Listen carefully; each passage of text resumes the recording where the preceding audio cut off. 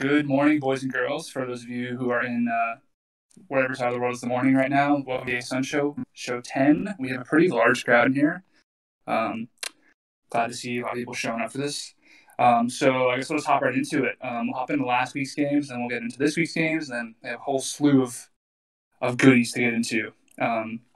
So I guess we can start with my game, Alabama A&M and Stanford. This one had a lot of bragging rights for the Alabama belt. Going here. It started out pretty close. A couple key turnovers on in a good stop in my own red zone. Forced a field goal for Stanford, and then I also forced a fumble kind of back in his territory, and ended up he scored in the last play of the game on a 12-12. So the game ended up 42-23. And this game actually has some implication on the Bama belt because in the case of a tie, which Stanford and I are both, Stanford's 1-0 and I'm 1-1. It comes down to point differential right now. The point differential difference right now is I think mine's 13 and his is 11. So his game versus Matt actually has a lot of implications should he lose and lose close. But yeah, that was my game. You want to Slay? You want to get into yours?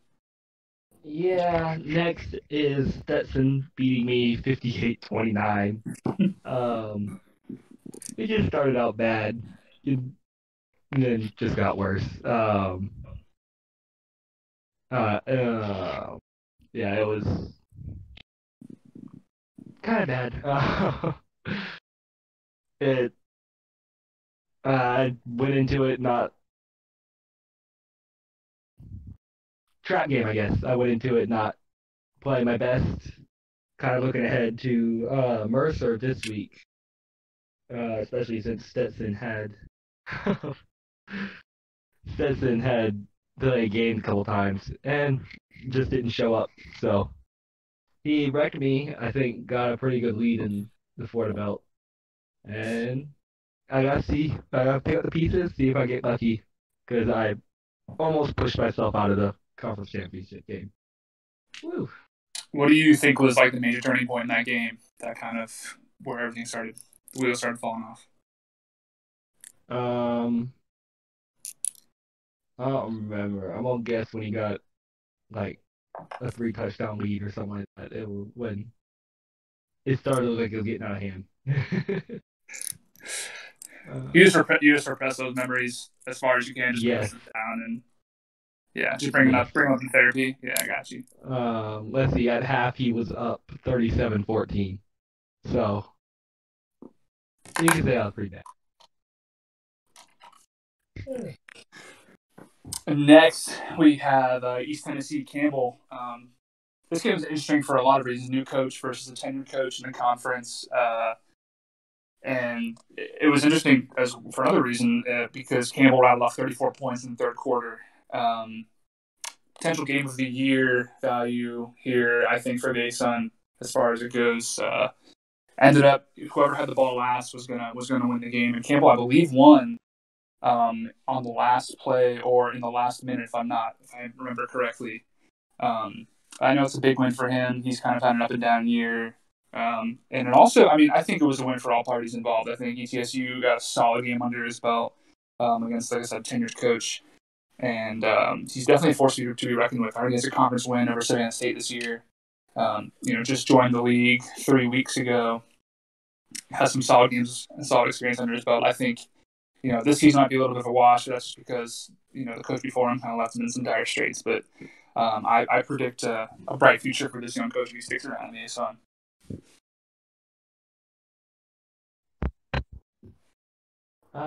Then we have Mercer shutting out Alabama State 28-0. Mercer getting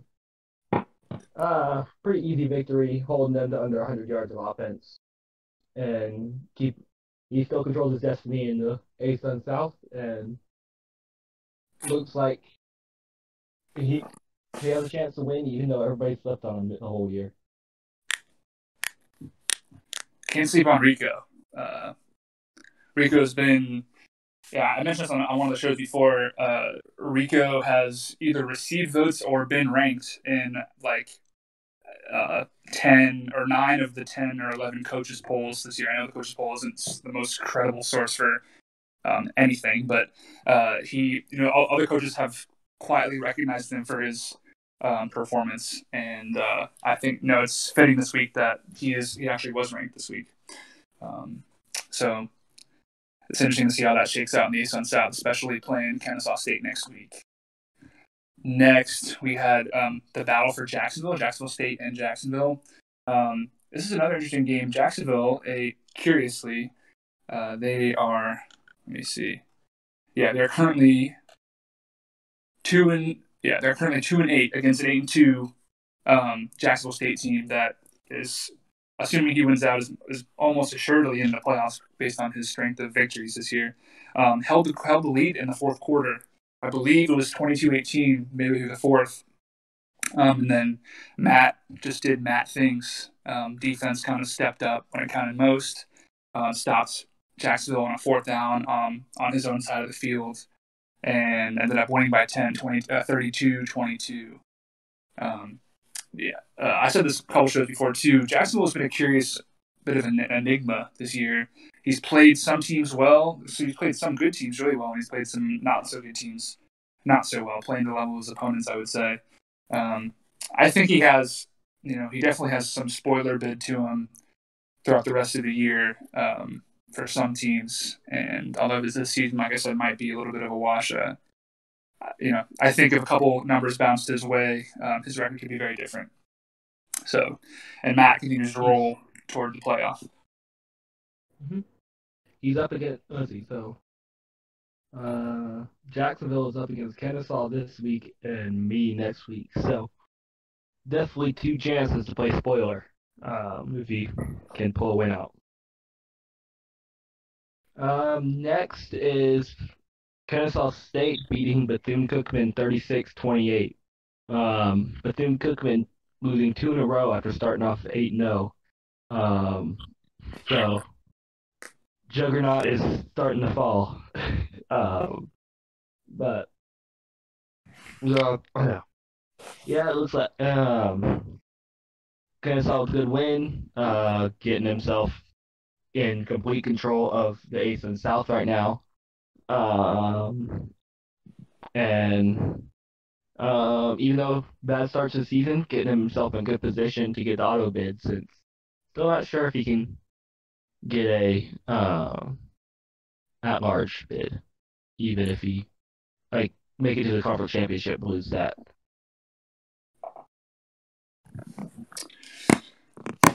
Next, we got Chatty and Savannah State. I think this is the last one from the week. This one, Chatty ends up on top 41-36. This was a curious game if you look at the box score. Savannah State drops almost 500 yards of offense and 27 points in the second half.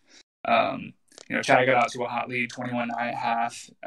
Savannah State kind of stormed back. I think the name of the game was turnovers. Although Chatty allowed 456 yards, he forced 4 turnovers, and he took advantage of all 4 of them, scoring on each drive. So, they say defense wins championships. I guess what really mattered here was just, converting on those opportunities when he had them. He's not, by no means is he in contention for the Boiling OJ Sunday of the week with allowing 500 yards of offense, but you got to tip your hat to Chatty for figuring out what he needed to do. Savannah State's still looking for his first conference win, but he's definitely not a coach to be taken lightly. I'm playing him this week. I'm already down to him. I think he's scored 30 points in every single game he's played so far, all 3 games, which is pretty good for a new coach, especially in a conference that's on the up and up and playing coaches that do have some experience. So I'm interested to see how the rest of the season shakes out for this new coach as well. Yep. Moving this week's games, Chatty is already up 14-10 on Samford with under a minute left in the first half. So Chatty trying to play a little spoiler to Samford. A loss here would almost certainly knock him out of conference championship contention.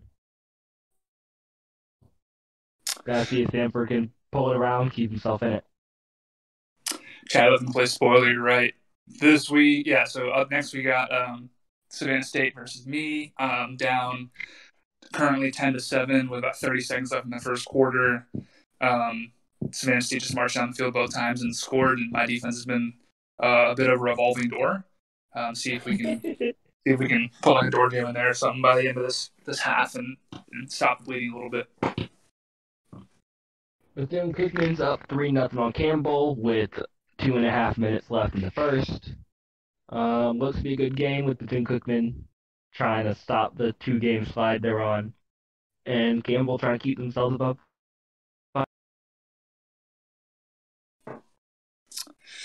Next, we got Jacksonville State, East Tennessee, tied 0-0. Last time I checked, I believe Matt was driving on the field. This is a tough game for, I guess, ETSU's new coach. Matt is a playoff contending coach this year and went to the playoffs last year.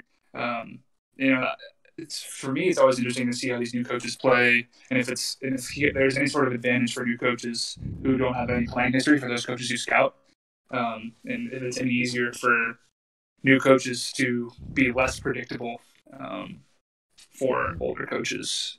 So game's still early there, only 3 minutes left in the first quarter. But yeah.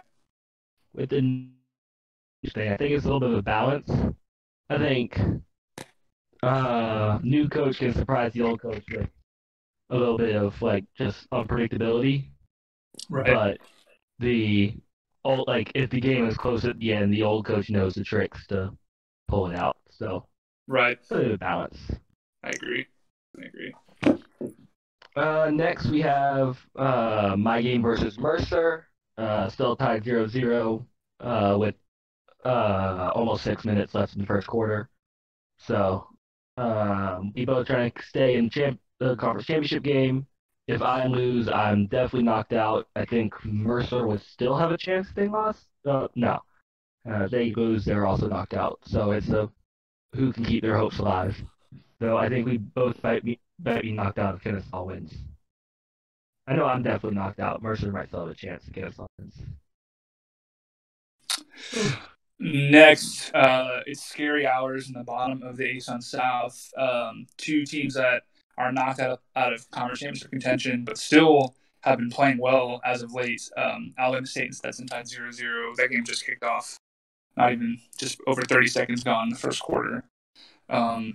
Stetson is 1-0 since he actually, quote-unquote, started trying. So we'll see how badly he tries to blow out Turk this week in Alabama State. And finally, we have Kennesaw and Jacksonville, the first and last. That game has not kicked off yet.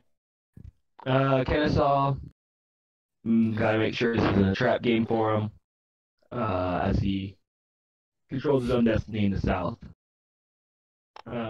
Win this, and he knocks both me and Bethune-Cookman out of the race.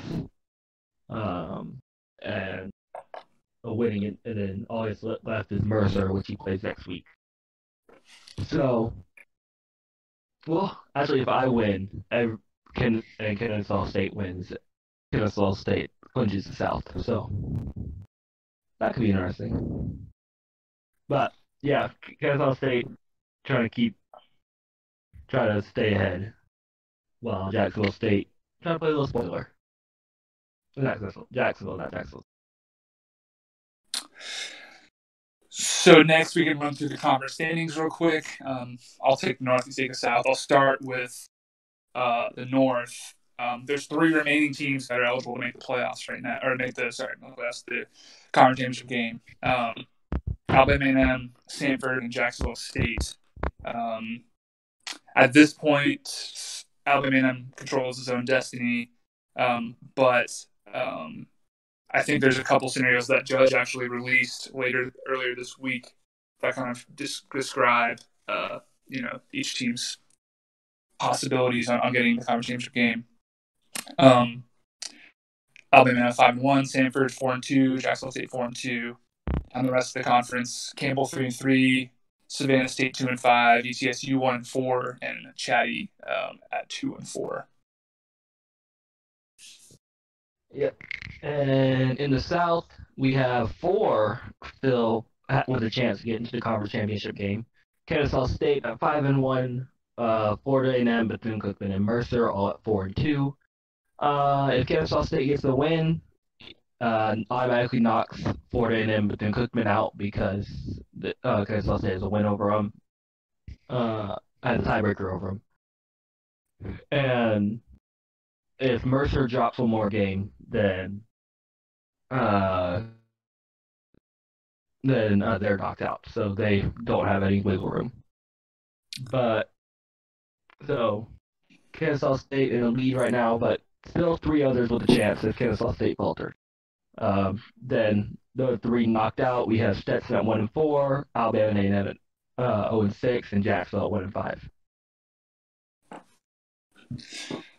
Yeah, Caleb passed some of those spoilers at the bottom of the South. Definitely people who are trying to ruin some postseasons for some people. Yeah. Let's see. Next, we have the power rankings from Week 11. I don't know if these are posted in the news channel, but we can just run through them real quick. So, surprisingly, starting from the top, Jacksonville State, I think this might be the first week in a long time, if ever, this year that Jacksonville State is down rank number 1. After week 2.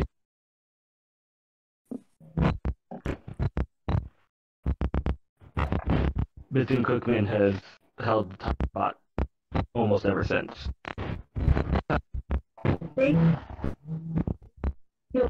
Are you wrestling with your mic? This is clicking real bad. Oh yeah, now it sounds better. Okay, good. Let's see. Yeah, so Jacksonville State hasn't had it since week 2. But now they're back on top. But yeah, Bethune-Cookman down 1. Kennesaw State all the way up to 3, jumping up from 6 last week. Alabama A&M up 1, and Mercer up 2. Florida A&M dropped 4, and Samford dropped 3. So those losses really tanked them in our rankings. We got Campbell and Chatty staying the same at 8 and 9 respectively. Stetson up 3 at 10. East Tennessee and Jacksonville tied at 11, moving up 1 and 2 respectively. And then Savannah State and Alabama State both down 3. So good movement this week.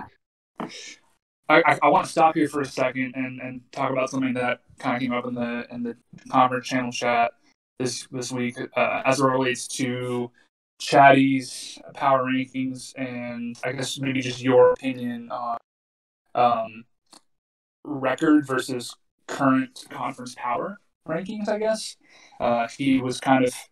he didn't necessarily agree with Judge being ranked as highly as he was.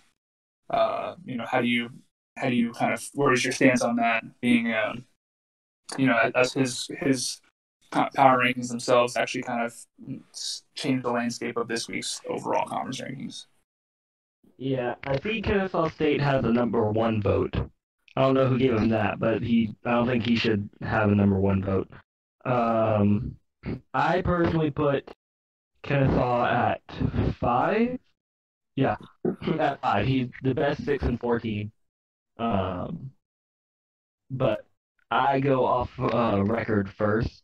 Okay. So it was Jacksonville State, Bethune-Cookman, Alabama A&M, Mercer, Kennesaw, Florida A&M, Samford as the top 7. That's just if you have a different way, if you want to do it like more like power rankings where it's how they played recently. Mm-hmm. Like combined with their overall record combined with how they played recently. Then I guess Kennesaw State should be 3 or 4. I don't know if they could get 1 or 2. But I personally had them down 5. So I'm not going to say that I voted Judge at first in the power rankings this week, but I'm also not going to say that I didn't do that. So for me, I totally understand the argument of wanting to rank teams based on their record, based on their body of work for the whole season. I totally understand that. I think I'm not mad at these rankings. I think Matt is a very deserving team. He beat me squarely. I don't disagree that Palos should be up in the top 3 as well. For me, the reason that I put Kennesaw State at number 1 is 2 things. For one, obviously he got a big win over a ranked team this past week, and 2, on the future implications of this win, right? So now he's atop the South. He's in the driver's seat. So I just think that those 2 things combined, although he has, the 5th best record in the conference,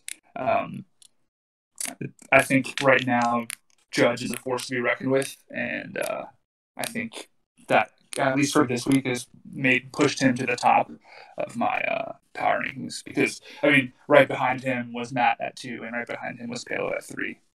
In my rankings, at least, it's just I guess it's a combination of a couple things. So that's just kind of my reason behind it. Yeah, I see that. Just different criteria, I guess, of how you rank. Okay. Next, I guess we can kind of get into the belt situation here. So last week with Sanford and Alabama A&M, the Bantam belt got a little bit more cloudy, I should say. Sanford and Ampersand are 1-1 in the Bantam belt. Jacksonville State's 1-0, and Alabama State's 0-1. One curious thing about this is Sanford still plays Jacksonville State at the end of the year in Week 12, but Matt doesn't have a game versus Alabama State this year. Just the way that our conference commissioner release scheduled all of our games. So depending on what happens, he might not have a full slate of belt games, or he definitely won't. So I'm interested to see how that kind of breaks down. I think if he beats Sanford, I win the belt. But if he doesn't, that's when, because I played Alabama State as well. So that'll give me at least one more game over Matt. So I'm interested to see how that plays out and what the conference decides to do should chaos ensue. Yeah, in the Florida belt, we have Stetson leading at 2-0, Bethune-Cookman and Florida A&M both at 1-1, and Jacksonville at 0-2.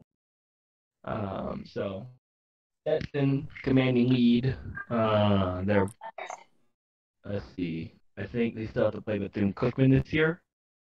So it had to be a little bit of a blowout for Bethune-Cookman and drag Stetson down. And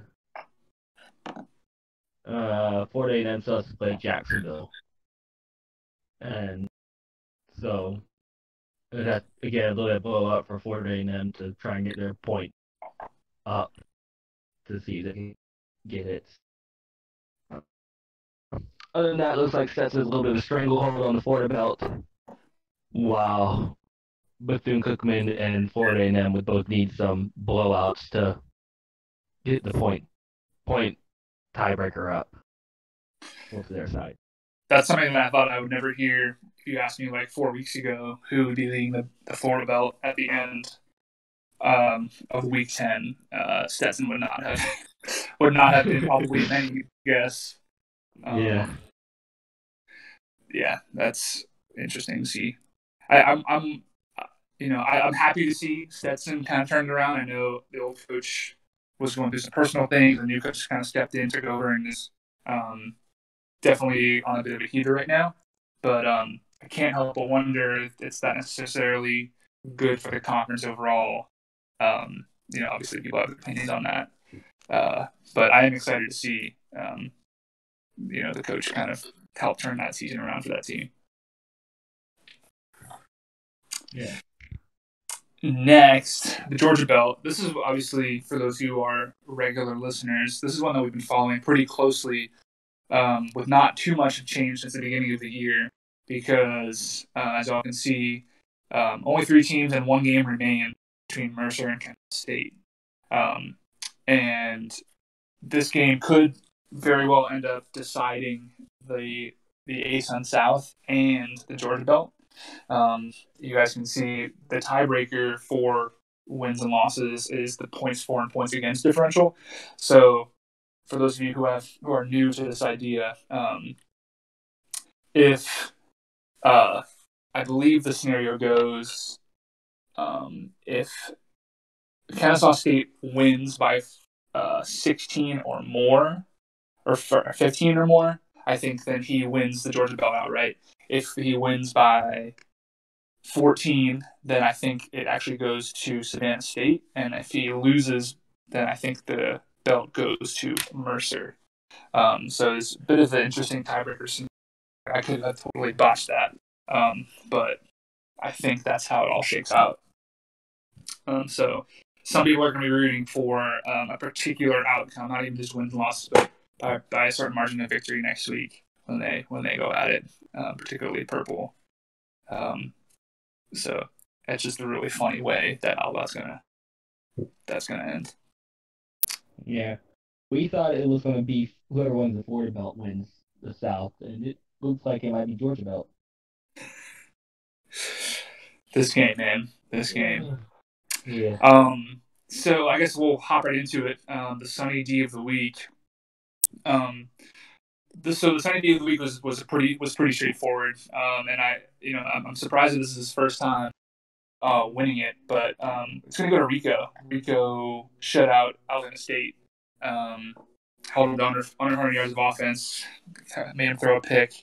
And I think Rico has kind of been, he kind of has earned this one for a multitude of reasons. He's shut out. He hasn't let up a point since week 7, surprisingly. And of course, a couple of those games were due to dogs and not finishing the game completely.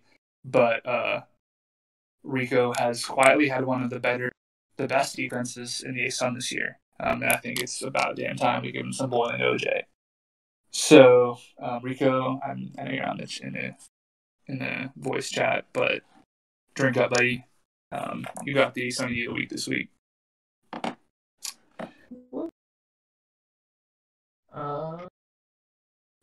Is that what we got? Yeah. So the last thing we got is just shine or shade. If you guys have any shines or shades, feel free to put them in the chat. And so I'll get going with my 3 up here. So, shine or shade, Stetson wins the Florida Belt. So I'll let you give your input on this since this directly impacts you. Yeah, I won't go shine. I think it's more likely it does and doesn't. It would take it'd take a huge blowout to get it back. He's currently like 40 points up, 43. So that would take a huge blowout, and if the new coach is paying attention, I don't think that's happening. So yeah, I got Stetson winning it.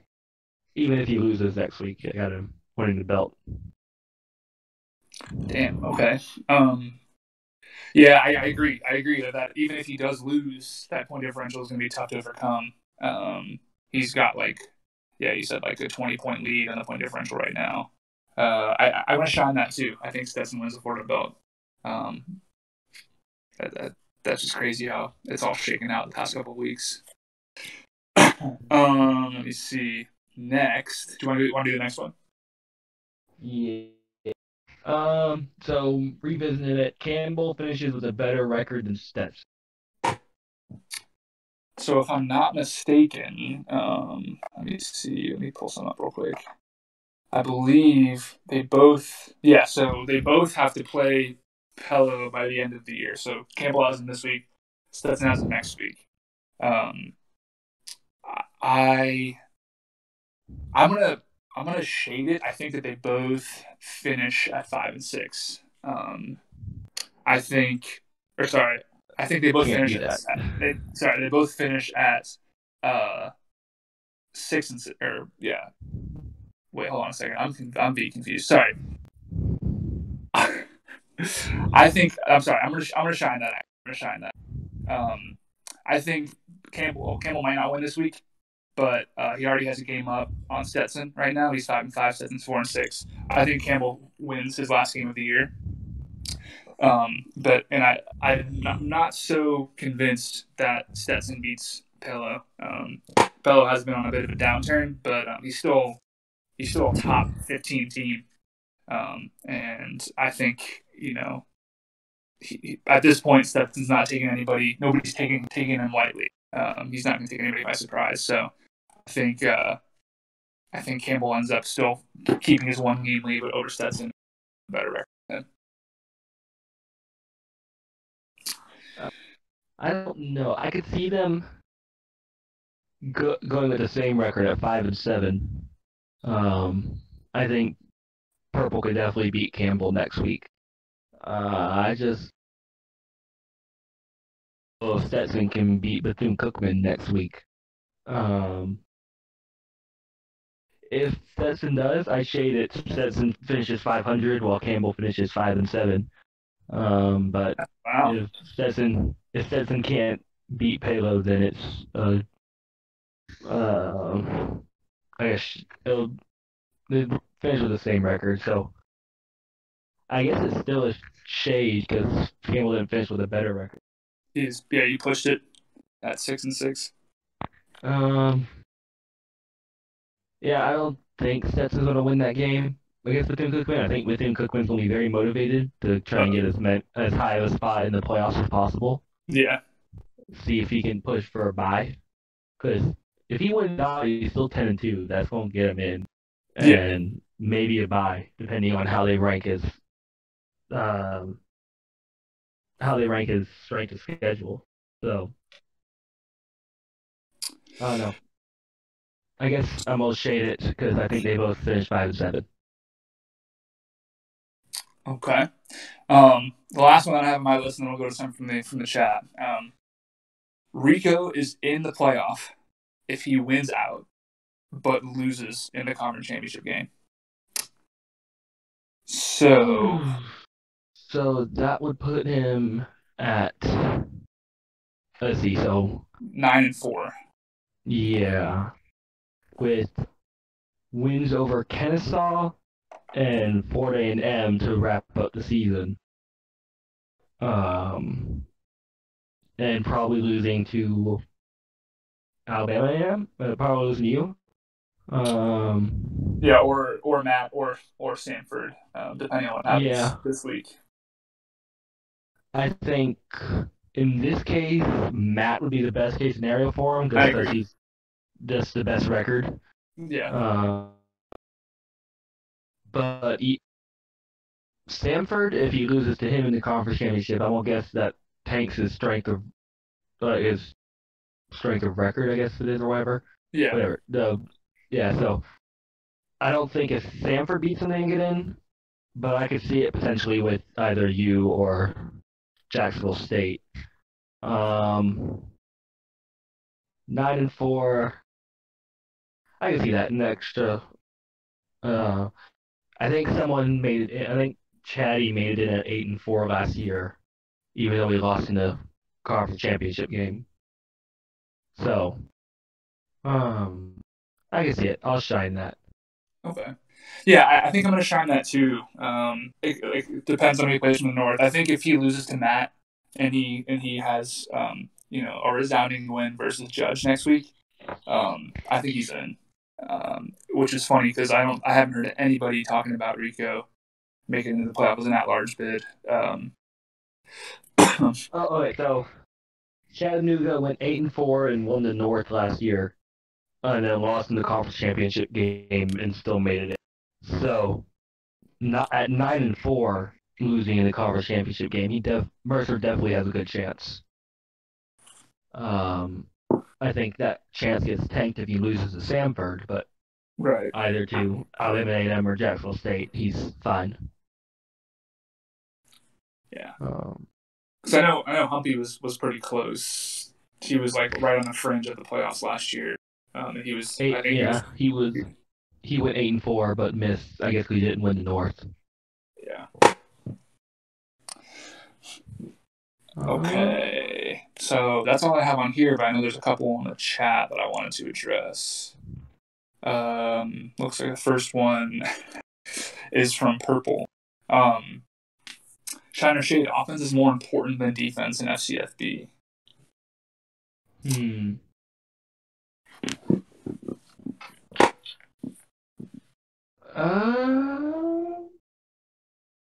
I guess.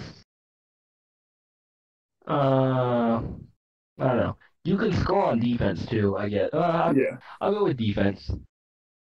Yeah, Because I if you're agree. really good defense, you can score on defense as well as keep them from scoring. Well, you can't do that on offense. So I'll say defense is more important. I'm gonna shade that too. I think as far as game mentality goes, I feel you can really get more into your opponent's head by playing good defense than you can by playing good offense. I feel like it's a little. I don't know if you feel the same way, but I definitely, if I've had like multiple 3-and-out drives in a row, damn, I can't get anything going. Like, that's why I feel like it's more of a mind game type of thing. And I agree too. You can score in defense, which is not uncommon at all. So I'm gonna shade that. I think that defense is, definitely the key to success in this game. So then we got one from Stanford. Well, should we do that one from Stanford? Yeah. Yeah. Humpy leaving the conference will be bad. All jokes aside, I think that's bad. I don't want to see him leave. I understand his reasoning if he does want to leave, but I think when I first joined the ASUN, like his welcoming attitude was one of the things that really made me want to be active, and he's it's fun to beat him. I think above all, he puts out good content. He's lively in the chats. He's active. I think that just makes it. So if he left the conference, obviously there'd be a big void, big shoes to fill. We have a bunch of other active guys that they want to take his spot, and he wanted to move on to browner pastures in the CFC or wherever the hell he's trying to go. But I would totally understand if he wanted to leave, but I hope he doesn't. Yeah. I got a shine that leaving would be bad. Yeah. I don't want Campbell to leave. I think it'd be bad. I don't know why Sanford is complaining. All the stuff he stole for the Gulf South Conference were Campbell's ideas. So, I'm calling the police. They're good enough to use in your own conference. No. You said shade. Yeah, you said shade because Humpy leaving would not be bad. That's you complaining. Double negatives. My brain is fucked. Yeah, you shaded that getting rid of Humpy would not be bad. So that means you want Humpy gone. My brain.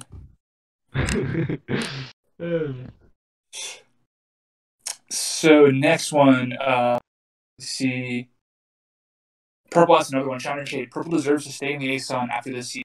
Grab pitchforks if he's not. Shine, I will grab pitchforks if he does stay in the ASUN. We don't need realistic conferences. Keep Savannah State in here.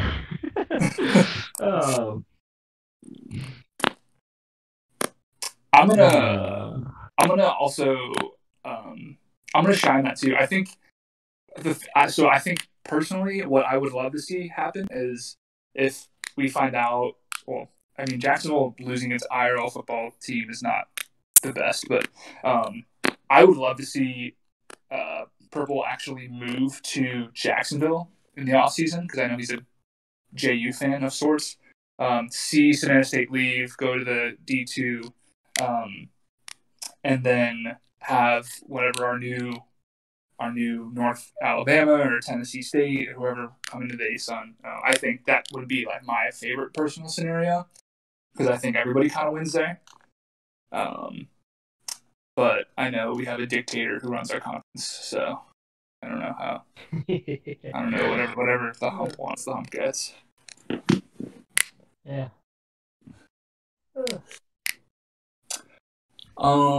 Tenny has an interesting question. Not really much of a question; it's more of a statement. But I know there's some pretty divisive opinions on this.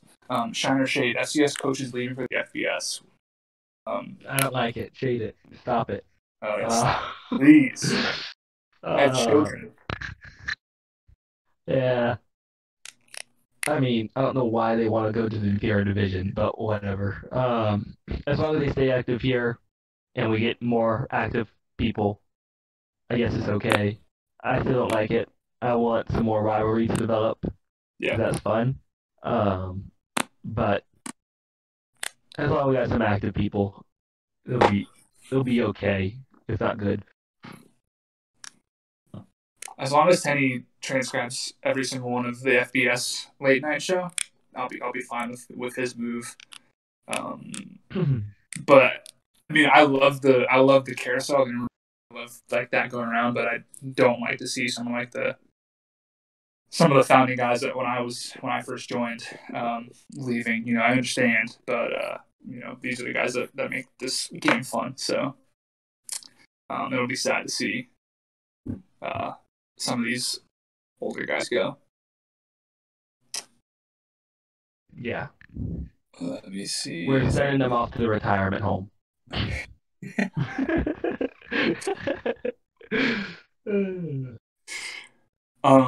Shot. Okay, so there's another one. Purple's on tear right now. Shiner Shade Christmas songs are overrated. Hmm.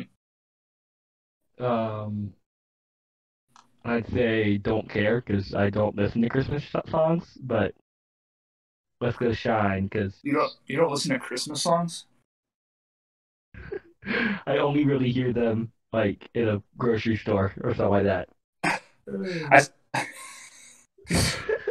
as interesting. Uh, I personally am the type that I could just turn on some Mariah Carey in the middle of summer and listen to some On Christmas Is You and just like vibe out for a couple hours, listen to repeat.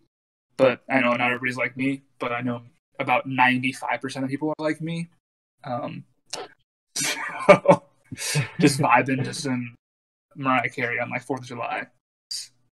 I'm gonna shine that like hard shine that one for sure. Wait, wouldn't that be Shade because he said it is overrated? No, I definitely think it's overrated. I still think it's amazing. Oh.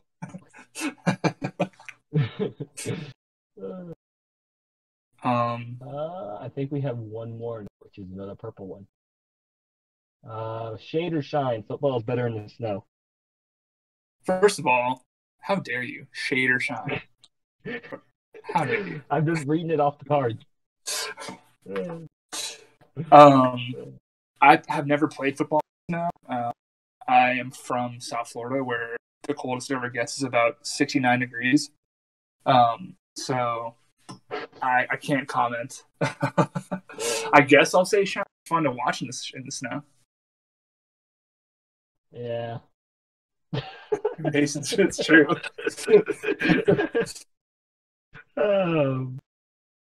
If I yeah, don't know. I guess it's.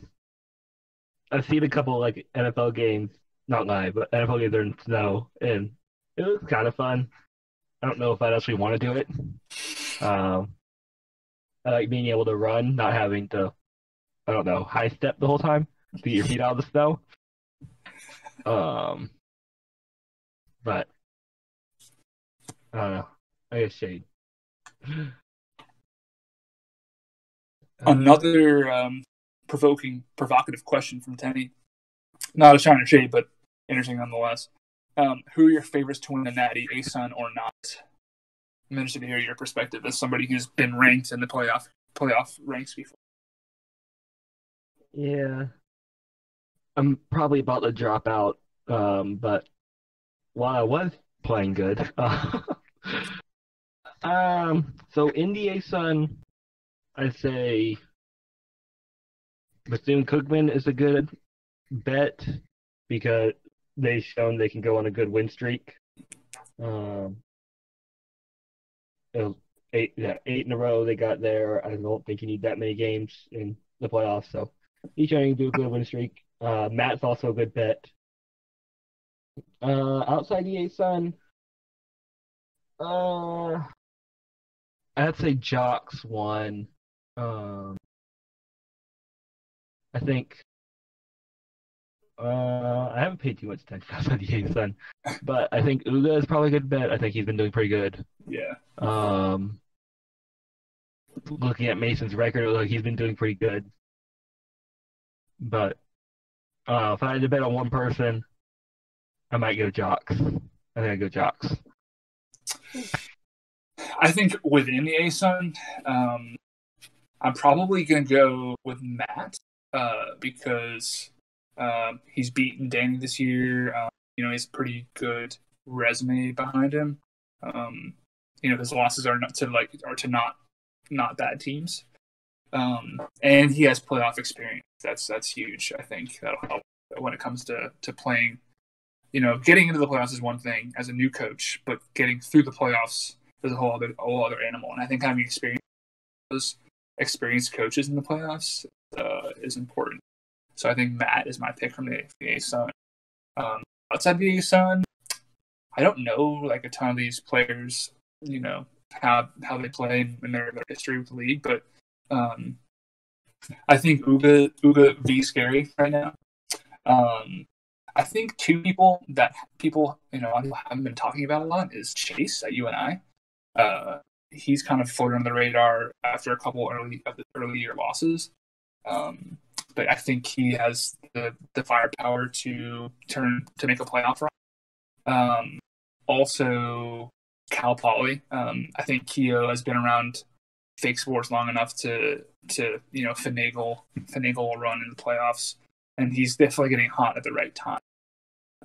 So a couple of those. I think another person you got to keep your eye on. Well, I guess they had a recent coaching change, but Dayton like quietly is like messed around and got a 6-3. I think if he had tried, it would have been he would have an even better record than he does. But yeah, and obviously Jocks and Danny are both forced to be reckoned with in Mason. But I think if I had to pick one right now, maybe Uga, and then two dark horses are Chase and Keogh.